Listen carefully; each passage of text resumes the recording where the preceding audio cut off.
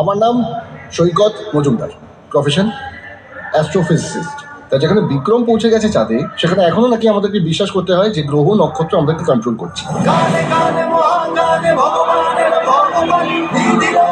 ভাগ্য দেখিও গড়বালা। পরিমল শাস্ত্রী লোকটার থেকে পাবলিক সাপোর্ট সরিয়ে নিলেই ওর হীরক রাজ্য এবং মগস্থলে দুটোই বন্ধ হয়ে যায়। সৈকত, এদের হাত অনেকটা বড়। লোকে যদি ভিলেন ভাবে ভাবুক না, ভিলেন থেকে হিরো হওয়ার মজাটাই আলাদা। তুমি বদলে গেছো। সময় বদলেছে। আগে হাত পেতে চাইতাম, এখন হাত উল্টো করে আশীর্বাদ দিই। ওরা টাকা দেয়। যেদিন পাবলিক জানতে পারবে না,